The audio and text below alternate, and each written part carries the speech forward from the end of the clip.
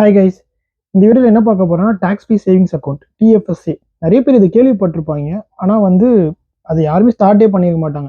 அது ரொம்ப பெரிய ப்ராசஸ்ஸு, ஸ்டார்ட் பண்ணுற கஷ்டம், அது மாதிரி நம்மக்கிட்ட நிறைய காசு இருந்தால் தான் பண்ண முடியும் அப்படின்லாம் நினைக்கிறேன். அது அப்படி ஒன்று கிடையவே கிடையாது. அதுக்கு தான் இந்த வீடியோவே ஆக்சுவலி நான் போடுறேன். டாக்ஸ் ஃப்ரீ சேவிங்ஸ் அக்கௌண்ட் அப்படி என்னன்னா டாக்ஸ் ஃப்ரீ சேவிங்ஸ் அக்கௌண்ட் பேர்லேயே இருக்க மாதிரி தான். ஆனால் அது சேவிங்ஸ் அக்கௌண்ட்டுங்கிற வார்த்தை வந்து சேவிங்ஸ்னு நினச்சிப்பாங்க. அது கிடையாது. அது ஒரு இன்வெஸ்ட்மெண்ட்டுக்கான அக்கௌண்ட். என்ன அப்படின்னா டாக்ஸ் ஃப்ரீ சேவிங்ஸ் அக்கௌண்ட்னா பேசிக் என்னன்னா நீங்கள் வித்ரா பண்ணுற கேஷுக்கு டேக்ஸ் கிடையாது. இதுதான். இப்போ நீங்கள் ஒரு ஸ்டாக்ல போடுறீங்க, $10 ஒரு ஸ்டாக்ல போடுறீங்க. அந்த ஸ்டாக் $15 ஆயிடுச்சு. அந்த $15 நீங்கள் டேக்ஸே இல்லாமல் வித்ரா பண்ணிக்கலாம். இதுதான் tax free savings account. So நீங்கள் எவ்வளோ அமௌண்ட் போட்டாலும் டேக்ஸ் கிடையாது. இப்போ நீங்கள் 1 lakh கேட் அதில் இருக்குன்னு வச்சுங்களேன். அதை 2 lakhs கேட் ஆயிடுச்சுன்னா இந்த 2 lakhs கேடையும் நீங்கள் டேக்ஸ் 0% டேக்ஸ் நீங்கள் வித்ரா பண்ணிக்கலாம். இதுதான் டாக்ஸ் ஃப்ரீ சேவிங்ஸ் அக்கௌண்ட். இதுதான் அதோட பேசிக் ஐட்டம். ஸோ இது எப்படி ஒர்க் ஆகுதுன்றதை இந்த வீடியோவில் பார்க்க போகிறோம். முதல்ல டாக்ஸ் ஃப்ரீ சேவிங்ஸ் அக்கௌண்ட் எதில் பண்ணலாம்? எல்லா பேங்க்ஸ்லையுமே பண்ண முடியும். ஆனால் அதுக்கு மேனேஜ்மெண்ட் ஃபீஸ் ரொம்ப ஜாஸ்தி. ஆர்பிசி, சிஏபிசி நீங்கள் வச்சிருக்க பேங்க் அக்கௌண்ட்லேயே பண்ண முடியும். நாங்கள் மேனேஜ் ஃபீஸ் ரொம்ப ஜாஸ்தி. நான் இதில் பண்ணுறேன்னா வெல்த் சிம்பிள்னு ஒரு ஆப்பில், அது ரொம்ப யூசர் ஃப்ரெண்ட்லியான ஆப்பு, ரொம்ப ஈஸியும் கூட. வெல்த் சிம்பிள்னு ஒரு ஆப்பில் நீங்கள் டிஎஃப்எஸ்ஏன்னு ஒன்று ரெஜிஸ்டர்ட் டிஎஃப்எஸ்ஏன்னு ஒன்று ஓப்பன் பண்ணிக்கலாம். அது இதோட யூஸ் என்னன்னா, நீங்கள் அதில் ஒரு ஸ்டாக் வாங்கிக்கிட்டீங்கன்னா அதில் நீங்கள் இன்வெஸ்ட் பண்ணலாம். அதை இப்போ ப்ராஃபிட் ஆகும்போது நீங்கள் செல் பண்ணிங்கன்னா உங்களுக்கு 0% டேக்ஸில் நீங்கள் அமௌண்ட்டுக்கு உங்கள் கையில் வந்துடும். இதுதான் டிஎஃப்எஸ்ஏ. இப்போ இது எப்படிலாம் பண்ணலாம், இது என்னென்ன ஸ்டாக்ஸ்லாம் இருக்கு, இது என்னென்ன எவ்வளோ அமௌண்ட் ஒரு வருஷத்துக்கு போடலான்றதான் பார்க்க போகிறோம். கவர்மெண்ட் ஒரு வருஷத்துக்கு உங்களுக்கு ஒரு கான்ட்ரிபியூஷன் ரூம்னு ஒன்று தருவாங்க. இப்போ ஒரு வருஷத்துக்கு 7,000 தான் கான்ட்ரிபியூஷன். இதை நீங்கள் எங்க பார்க்கலாம்னா, உங்களோட சிஆர்ஏ லாகின் பண்ணி சேவிங்ஸ் அண்ட் பென்ஷன்ஸ் பிளான்ல போனீங்கன்னா டிஎஃப்எஸ்ஏ டாக்ஸ் ஃப்ரீ உங்களோட கான்ட்ரிபியூஷன் லிமிட் என்னன்னு சொல்லிட்டு போகிறோம். அந்த அமௌண்ட்டுக்கு மேலே நீங்கள் டாக்ஸ் இது பண்ணீங்க, அமௌண்ட் கான்ட்ரிபியூட் பண்ணீங்கன்னா நீங்கள் டாக்ஸ் பே பண்ணுற மாதிரி இருக்கும். அந்த அமௌண்ட்டுக்குள்ளே நீங்கள் கான்ட்ரிபியூட் பண்ணீங்கன்னா டேக்ஸே கிடையாது. ஸோ உங்களோட கான்ட்ரிபியூஷன் சப்போஸ் ஒரு வருஷத்துக்கு 7,000னா அடுத்த வருஷம் 14,000னா சரி, ஒரு வருஷத்துக்கு 7,000, அடுத்த வருஷமும் 7,000 தருவாங்க. இந்த 7,000மும் அது கேரி ஓவர் ஆகும். ஸோ நீங்கள் இந்த வருஷம் 7,000னா அடுத்த வருஷம் 14,000 இருக்கும். ஸோ டோட்டல் உங்கள் 2 years கழிச்சு 14,000 இருக்கும். ஸோ நீங்கள் கேனடா 3 years ஆயிடுச்சு அப்படின்னா உங்களோட கான்ட்ரிபியூஷன் 21,000 இருக்கும். ஸோ 21,000 வரைக்கும் நீங்கள் இன்வெஸ்ட் பண்ணிக்கலாம்.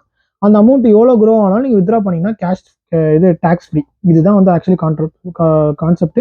உங்களோட ஒரு கான்ட்ரிபியூஷன் லிமிட் என்னன்னு மட்டும் சிஆர்ஏல செக் பண்ணிக்கோங்க. நான் அது பண்ணாமல் பண்ணீங்கன்னா உங்களுக்கு சார்ஜ் பண்ணுவாங்க. ஸோ இதுதான் டிஎஃப்எஸ்ஏவோட லிமிட் என்னன்னு தெரிஞ்சுக்குது. இப்போ உங்களோட கான்ட்ரிபியூஷன் லிமிட் தெரிஞ்சிச்சு.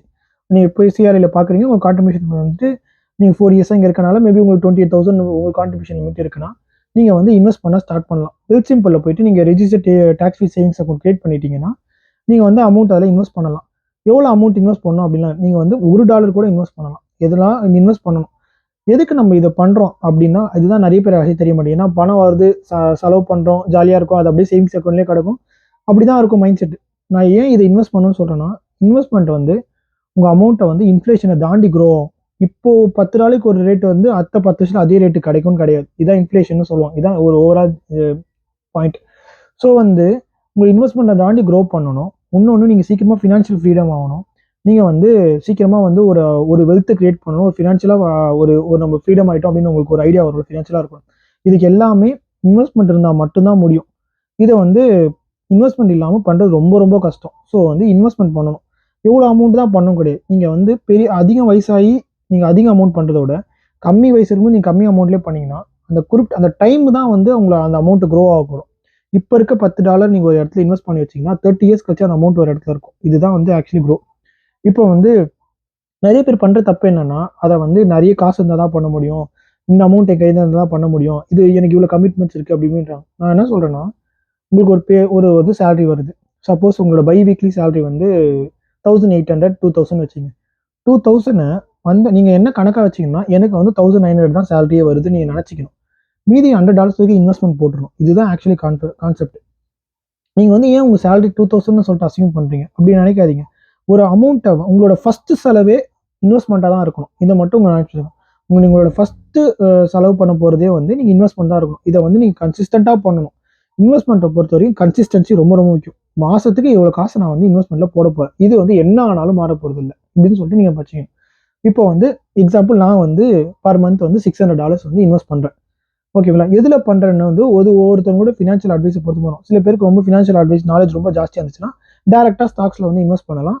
ஆனால் வந்து அதுக்கு வந்து மார்க்கெட் வந்து ரொம்ப வாலட்டைலாக இருக்கும். சில டைம் ரொம்ப அதிகமாக போகும், சில டைம் கம்மியாக போகும். நான் எந்த மாதிரிலாம் சொல்கிறேன்னா, இந்த கூகுள், அமேசான் இந்த மாதிரி ஸ்டாக்ஸ்லாம் வந்து எப்போ ஏறும் எப்போ குறையும் அதெல்லாம் தெரியவே தெரியாது. அது ரொம்ப உங்களுக்கு நாலேஜ் இருக்குன்னா போகலாம். சப்போஸ் நாலேஜே இல்லை உங்களுக்கு, எனக்கு நான் வந்து இன்வெஸ்ட்மெண்ட்ல ஜீரோ அப்படின்னா இடிஎஃப்ல வந்து இன்வெஸ்ட் பண்ணலாம்.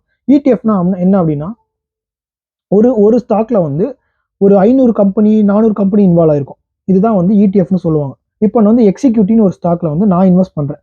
எக்ஸிக்யூட்டிவ்னா என்னன்னா, அது வந்து ஒரு 500 கம்பெனிஸ் கிட்ட இன்வால்வ் ஆயிருக்கும். ஸோ வந்து இதில் நீங்கள் இன்வெஸ்ட் பண்ணீங்கன்னா லாங் டேர்முக்கு யூஸ் ஆகும். இப்போ நீங்கள் ஒரு கம்பெனி மைனஸ் ஆகும், ஒரு கம்பெனி ப்ராஃபிட் போகும். ஸோ வந்து அது கரெக்டாக இருக்கும். உங்களுக்கு வந்து ரிட்டர்ன்ஸும் கரெக்டாக இருக்கும். உங்களுக்கு வந்து லாஸில் போகாது. மோஸ்ட்லி வந்து இதுதான் டிஎஃப்எஸ்ஐ பொறுத்த வரைக்கும் நிறைய பேர் வந்து உங்கள் மார்க்கெட் சில டைம் ரெட்டு காட்டும், ரொம்ப நெகட்டிவ் போகும். நீங்கள் பேனிக்கே ஆகக்கூடாது. நீங்கள் பாட்னு கீப் ஆன் இன்வெஸ்ட் பண்ணிக்கிட்டே இருக்கணும். இப்போ வந்து உங்களோட இன்வெஸ்ட்மெண்ட் எப்படி இருக்கணும், இப்போ நான் வந்து பர் மந்த் 500 பண்ணுறேன். அடுத்த வருஷம் என்னோட சேலரி ஏறிடுன்னா உங்களோட அமௌண்ட் இன்வெஸ்ட்மெண்ட் வந்து 550 மாற்றுங்க, இல்லை 600 மாற்றுங்க. உங்களை மாதிரி குரோ ஸ்டெப் அப் பண்ணிட்டே வந்தீங்கன்னா ஒரு 20 இயர்ஸ் 30 இயர்ஸ் கழிச்சு பார்த்தீங்கன்னா உங்களுக்கு அந்த அமௌண்ட் ஏறி ஒரு ஹியூஜ் இதில் இருக்கும். அது உங்களுக்கு ரொம்ப இப்போ தெரியாது. இப்போ நம்ம சின்ன சின்னதாக தான் போடுற மாதிரி இருக்கணும். அந்த அமௌண்ட் வந்து ஒரு நாள் பெருசாக தெரியும். இதுதான் வந்து இன்வெஸ்ட்மெண்ட்டோட ஒரு காம்பவுண்டிங் சொல்லுவாங்க. காம்பவுண்டிங் வந்து ஸ்டார்டிங்கில் கிராஃப் இப்படியே தான் இருக்கும். திரும்ப நடுவில் பார்த்தீங்கன்னா ஒரு ஸ்பைக் எடுத்து அப்படியே பூம் ஆகி போகும். இதுதான் வந்து இன்வெஸ்டிங்கோட பவர். காம்பவுண்டிங்கோட பவர் வந்து இதுதான். காம்பவுண்ட் ஆகும்போது நல்லா இருக்கும். இப்போ நீங்கள் வந்து ஒரு குறிப்பிட்ட அமௌண்ட் வந்து இன்வெஸ்ட் பண்ணுறீங்க. அது லாஸ் ஆகுது இதெல்லாம் தாண்டி நீங்கள் மாதம் மாதம் மாதம் ஒரு அமௌண்ட் பண்ணிக்கிட்டே இருக்கீங்க. இன்வெஸ்ட்மெண்ட்டை மட்டும் ஸ்டாப்பே பண்ணக்கூடாது. இதை பண்ணிகிட்டே இருந்தீங்கன்னா உங்கள் அமௌண்ட் வந்து ஒரு இடத்துல வந்து க்ரோ ஆகும். அந்த அமௌண்ட்டை நீங்கள் வித்ரா பண்ணிங்கன்னா டேக்ஸ் ஃப்ரீயாக வித்ரா பண்ணிக்கலாம். இதுதான் வந்து டேக்ஸ் ஃப்ரீயோட சொல்லணும். இதை வந்து எந்த வயசில் இருக்கவங்களும் பண்ணலாம்.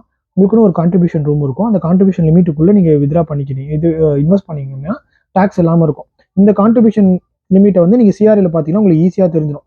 இது இல்லாமல் வந்து நிறைய இருக்குது. பாண்ட்ஸ் இருக்குது, ஜிஐசிஸ் இருக்குது, மியூச்சுவல் ஃபண்ட்ஸ் இருக்குது, இதெல்லாமே இருக்குது. இதெல்லாம் பக்கா ஃபினான்ஷியல் நாலேஜ் இருந்ததுன்னா நீங்கள் அதை பண்ணலாம்.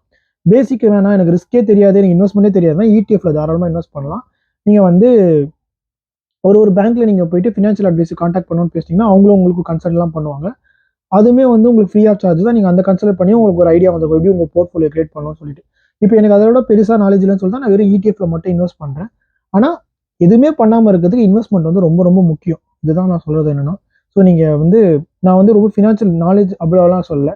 நிறைய பேருக்கு டிஎஃப்எஸ்னா என்னன்னே தெரியாமல் இருக்குது. அதுக்கு தான் இந்த வீடியோ பண்ண வச்சேன்.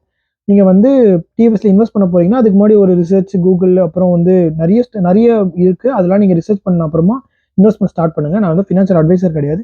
பட் டிஎஃப்எஸ்ல இன்வெஸ்ட் பண்ணணும். அது டிஎஃப்எஸ் அட்வான்டேஜஸ் என்னன்னு தான் நான் சொல்ல வந்தேன். ஏன்னா நிறைய பேருக்கு வந்து அது இருக்குன்னு தெரியும், ஆனால் அதை பண்ணாமே இருக்காங்க நிறைய பேர். அதுக்கான பெரிய நாலேஜே யாருக்குமே இல்லை. இருக்கு நான் தெரிஞ்சு நிறைய பேருக்கு, சில பேருக்கு இருக்கு, சில பேருக்கு இருக்க மாட்டேங்குது. ஸோ ஒரு வைடர் ரேஞ்ச் ஆஃப் பீப்புளுக்கு இருக்கணும் அப்படின்னு சொல்லிட்டு தான் நான் இந்த வீடியோ வந்து போகிறேன். ஸோ வந்து ஸ்டார்ட் இன்வெஸ்டிங் சூன், அவ்வளோதான். இப்போ என்னோட ஏஜ் 24. இதுவே வந்து சில பேர் லேட்டுன்றாங்க. சில பேர் வந்து என்னன்னா எனக்கு லோன் இருக்கு, எனக்கு வந்து இந்த செலவு இருக்கு, அந்த செலவு இருக்கு அப்படின்னு சொல்லிட்டு. அது கிடையாது. ஆக்சுவலி வந்து நான் என்ன சொல்றேன்னா, அதை வந்து ஆட்டோ பே போட்டுருங்க டிஎஃப்எஸ்ஏவை.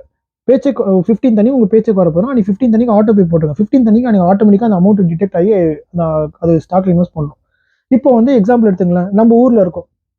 ஊரில் வந்து பென்ஷன் பிளான்னு ஒன்று இருக்குது. அது என்ன ஆகும், பேச்செக்லேருந்து பென்ஷன் போயிட்ட அப்புறமா தான் நம்ம கைக்கு வரும். அப்போ வந்து பென்ஷன் பாட்டு அமௌண்ட் சேர்ந்துட்டே இருக்கும். இப்போ ஒரு 700 ருபீஸ் 1000 ருபீஸ் பென்ஷனுக்கு போகுதுன்னா நம்ம அது கண்டுப்போமா, அது பாட்டு போயிட்டே இருக்கும். ஆனால் ரிட்டையர் ஆகும்போது அந்த அமௌண்ட் எவ்வளோ க்ரோ ஆகிருக்கும். இதே தான் இப்படி இதுலேயே நீங்கள் ஃபாலோ பண்ணணும். அந்த அமௌண்ட் நீங்கள் வந்து மேனுவலாக நீங்கள் போட ஆரம்பிச்சிங்கன்னா, ஓகே இந்த மாதம் இந்த செலவு இருக்குடா, இதை நம்ம இன்வெஸ்ட் பண்ண வேணாம்னு சொல்லிட்டு நம்ம யோசிப்போம். அது வேணாம். நீங்கள் என்னன்னா அதை வந்த உடனே அந்த அமௌண்ட் இன்வெஸ்ட் பண்ணணும்னு பாருங்க. மேனுவலாக பண்ணும்போது உங்களுக்கு மைண்ட் ரொம்ப அலைப்பாயுது, சில டைம் நான் பண்ண மாட்டேன் அப்படின்னா நீங்கள் வந்து ஆட்டோ பே போட்டிங்கன்னா அது ஆட்டோமேட்டிக்காக இன்வெஸ்ட் ஆகிடும். இது ஏன் நான் சொல்கிறேன்னா, நிறைய பேர் வந்து இந்த மிஸ்டேக் பண்ணுவாங்க. எனக்கு இந்த வாட்டி இந்த செலவு இருக்குது, அந்த செலவு இருக்குன்னு இன்வெஸ்ட்மெண்ட்டை ஸ்டாப் பண்ணுவாங்க.